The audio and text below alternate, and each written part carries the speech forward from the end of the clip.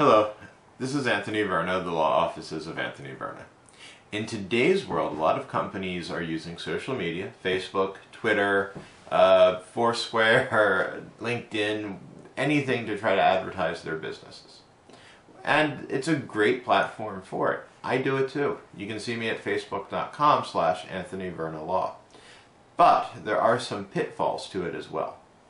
So let's talk about a couple of the pitfalls that a lot of companies don't really think about when setting up their business on social media. First issue is trademark law. Now, I've had people call me and say, look, I'm on Facebook, I'm on Twitter, but now it turns out there's a company where the name is similar. What should I do? Well, I don't really know what to do on a situation like that unless there's more information, and I would have to speak to people. But in trademark law, use is the key. And if somebody is using it before you, then you might have an issue. So, how strong is your trademark? Is there somebody using it beforehand? Now, how strong is your trademark? We have we have guidelines for how strong a trademark can be. And so the more creative a word is, the stronger the trademark. Just think about that. But if you're starting up a business, make sure that you're going to be able to use the marks that you choose, whether it's the company name or the brand name. Do a trademark search, get an opinion letter from an attorney, and then you can talk about it. Another issue is copyright law. You're going to be creating content online. Is that content really there for you to use? Questions that a lot of companies don't answer. Can you take that material, that content that you're going to create, because you have to create content when you're using social media because you're going to have to interact with people. Is that content able for you to use? That's going to be a key for you. So, all content that your company produces falls under copyright law. Copyrights have to be registered in order to be enforced. Now, a lot of people like to use email lists. I use email lists. My email list is fantastic. People love it.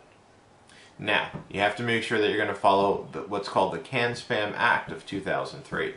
CAN-SPAM is this long acronym for something really long and obtuse, and I'm not going to go into it. But basically, it allows companies to send email to anybody. It basically allows people to spam other people. I know it sounds really strange, but you get that ability, that one-time ability in email, as long as there's a portion at the bottom to tell people how to unsubscribe. So you have to be able to opt out of it. The content, the subject and the body must be related to each other. All right, so there's a content issue. And in sending that email, there must not be a false header. So in other words, if somebody were to view the actual technical portions of the email rather than the content, that must be the truth. It must come from the computer it says it does, and it must actually have the email addresses that can be replied to. Or if it's a no reply list, it actually has to state that. So remember, for CAN-SPAM, you have to have the unsubscription portion. The content has to match. Subject body must match. And of course, there must not be a false header. And by the way, not everybody's going to see the unsubscribe notice. I know that. I get that sometimes. And just remember, it has to be there on all your emails. Doesn't mean that everybody's going to be able to follow it. Now, CAN-SPAM also has other provisions for other types of digital communication. And some of that is, say, text message. I mean, I don't know how many businesses out there are doing it, especially with small businesses, but I certainly have received text message advertisements. Those are completely different than email. Text message advertisements are opt-in only. You must opt into those. And then, of course, you have to have an easy way to opt out as well. But that is very complex, and I don't want to go into that right now.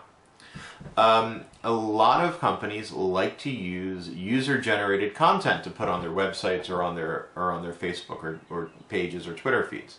I love user-generated content, but just remember, in copyright law, when somebody creates content, it belongs to that person. So there must be some kind of permission whether it's a click wrap agreement on a website or some other kind of agreement, permission to use that must be granted one way or another. And there are going to be state rights of publicities because people's photos are going to be used. So I have the right to control my own image. And that's true in all 50 states, although all 50 states have different ranges of control. So there has to be a transfer of the right to publicity as well.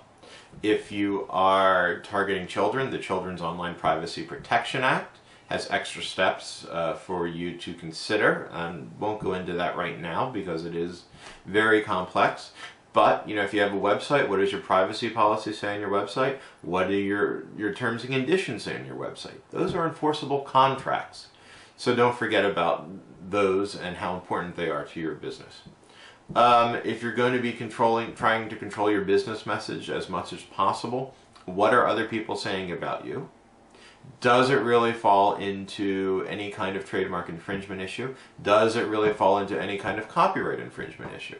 Certainly I know on the web a lot of people are changing other businesses' logos for different uses. That you have to be careful of as well. If there are privacy issues, I generally don't talk about any of my clients. That would be unethical. Do you talk about your customers online? What kind of issues does that bring up depending on your business as well? I know a lot of doctors that like to use social media to talk about the conditions that they face. Doctors aren't going to be able to speak about patients specifically on the web. I mean, that's just too public.